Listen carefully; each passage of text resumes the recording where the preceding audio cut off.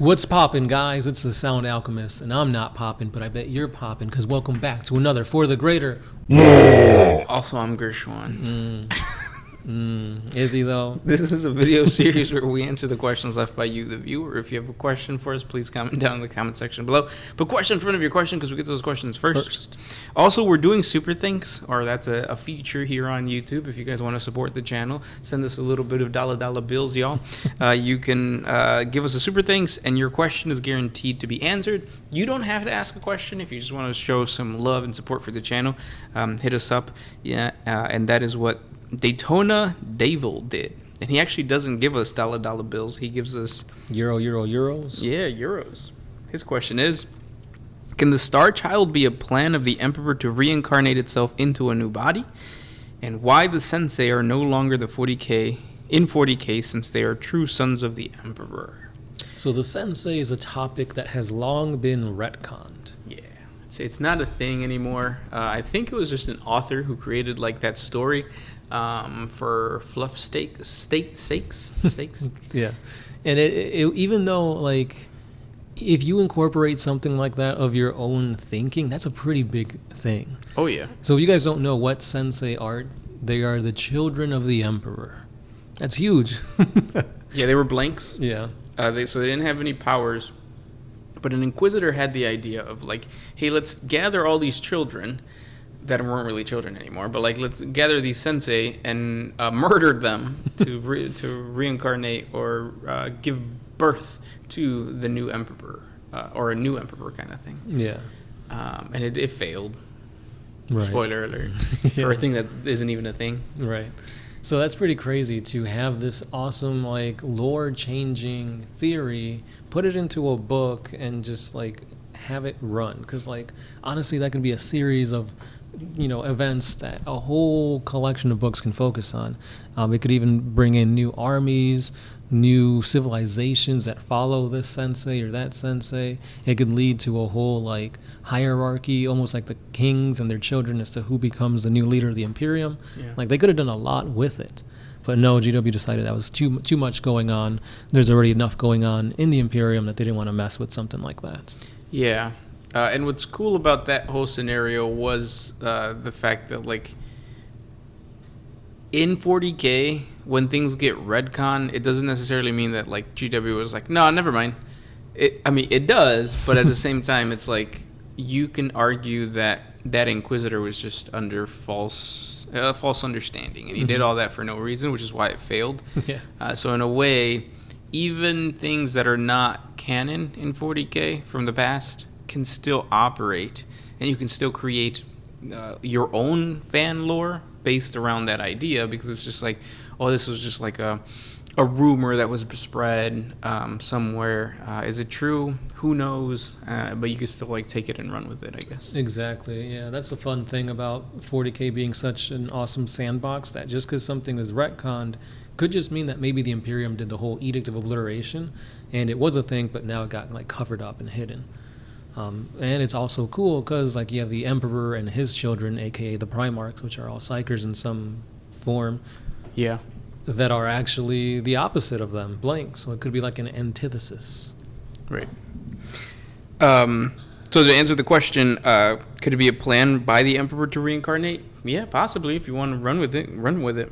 I mean, why are the Sensei not highlighted in 40K? GW does not pick up that thing anymore. Yeah. It's not a thing. And then this is a comment from Tuki McSpooky. So the main point, or the main question from the last Greater WAAAGH was, can Tyranids leave the hive mind? And he says, my ex left the hive mind, or maybe she got thrown out.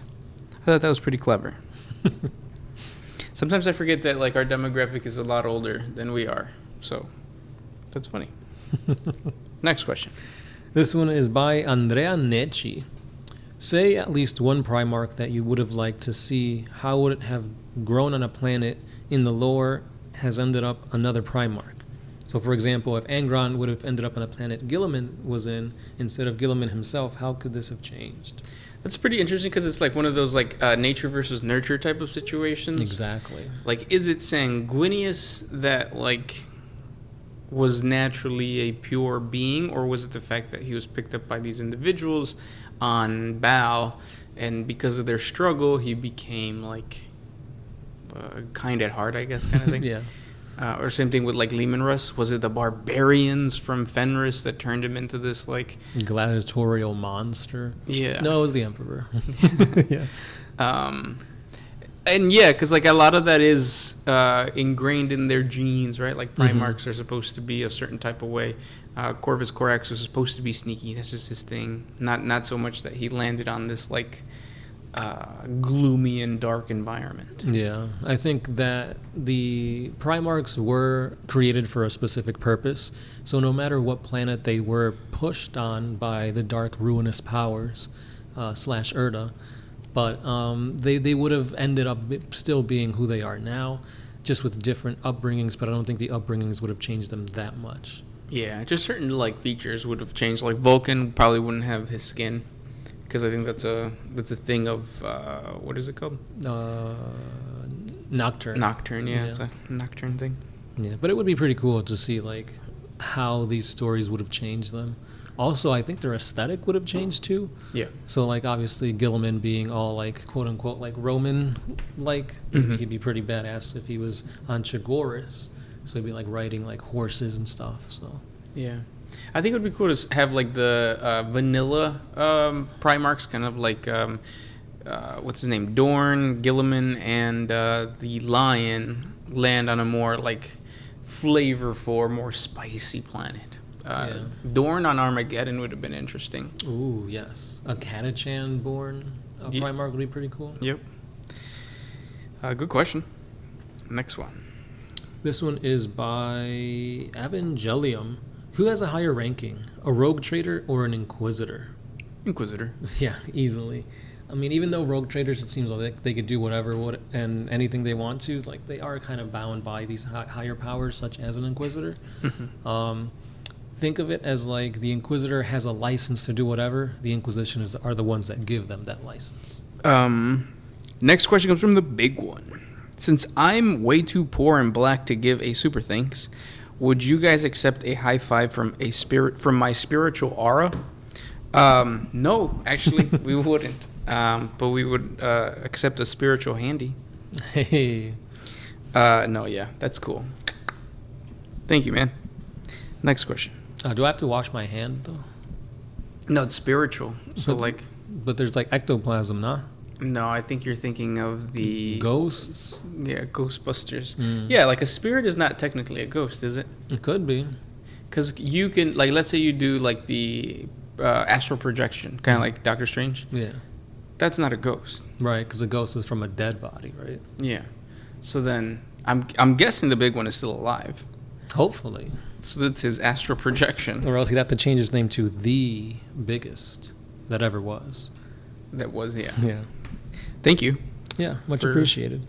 For all of the ghost germs. No, spirit germs. Next question. This one is by Dirt Life. Which Primarch has to come back for the Imperium to stand a chance? All of them? Yeah, I don't think there's one that's literally going to tip the scales in the Imperium's favor. Yeah, no. Unless it's the Emperor, but he's not a Primarch. Right. Or a Lost Primarch. That's true. It could be. Maybe the Lost Primarch is what the Imperium needs. Because we don't know. They're literally the outliers. We don't know what they have going for them. Women Space Marines are primary. The thing about like this question is that I was going to say, well, look at the Demon Primarchs. They came back and nothing really changed. Yeah. So it's like, what if the Loyalists come back? What's really going to change? Nothing. Probably nothing, no. It's all just smoke and mirrors for GW to have you guys get hyped and buy their models. Yeah. Next question comes from Damned Legion. Does the Emperor have any junk? If yes, could he breed in prehistory? Is there a bloodline? That kind of goes hand in hand with like the whole Sensei thing. Yeah. So technically, yes. And I'm pretty sure that like the Emperor had junk. In the trunk? Well, because like he turned into a little girl and a dog. Mm-hmm. How could he not just like get a penis? Right. Right. But yeah, I mean, the thing about the Emperor is that he's supposed to be like the one true man He's supposed to be all about his work and achieving his goals. But if he is supposed to be a man, men have needs, and like the whole thing about humanity is to procreate, to keep that going. But his needs are to keep humanity going through whatever it is he was trying to achieve with like the Webway portal and the Golden Throne and all that. So he has a metaphorical penis, is what you're saying. Yeah. Because I mean, obviously, if he was made from 12 shamans, like he's got to be packing like 12 times the norm. Or all shamans have an inch, then it's just a foot long, which is still pretty impressive. Yeah, $5 foot longs at Subway. I hope we answered your question. Hopefully. And then this is nope, we've already answered that one. Xenomorphine. If much of orc tech only functions because of pure belief and willpower, would it be possible to implant a mass psychic suggestion of nihilism/defeatism and could remotely influence large numbers of them towards apathy, and that be the ultimate way to defeat the orcs? Or at least reduce their threat to a manageable point? I mean, the problem with that is, like, how do you do it? Because, like, you could say, like, is it possible? Sure. Like, it's whatever. Because, like, there's a lot of 50K theories where, like, the Tau discovers some way to control the orcs, or they find a way to, like, bring back the mentalities of the Kork, but only the mentalities. And in those situations, it's kind of like you're theory crafting and you're filling in blanks that are kind of outrageous, which is, I think this is one of them. Like, I mean, sure, it would work, but, like, how would you do it? Yeah. Because as of right now, I don't think any human has replicated what are those, the Digonobs? Oh, yeah. Aren't they humans that, like, paint themselves and dress up as orcs, and they're kind of, like, incorporated into the whole orc culture? Mm-hmm. So maybe they can do it, but why haven't they done it? Because I feel like something of that scale would have to be created by orcs and done to the orcs through their own need and want, and orcs are too bloodlust, I guess, too looking for a fight to even think about apathy and defeatism and nihilism for that to work. And if an orc ever did have that thought and tried to put it into motion, the other orc would just kill him, because obviously might makes right. Yeah. So it's one of those, like, fail-safes that the old ones created for the orc species. Like, if it were to happen, which if you want to, like, create your own lore around it, you can, obviously. But it's designed so that, like, the orcs would just kill that one weird odd boy that's, like, preaching about, defeatism and all that kind of Right. stuff. The nihilist orc. Yeah. Or he would just be treated like a yeller, and the yellers are kind of just ignored. Mm-hmm. I mean, look what happened to Old Yeller. He died. Got shot in the back. Yeah. By an orc. Yep. And those were the questions for today. If you guys have more questions for us, please comment down below. Thank you guys so much for listening and hanging out with us. We'll talk tomorrow. That's right. This has been the Sound Alchemist with Gershwin. And see, I mentioned him at the end. Peace. Always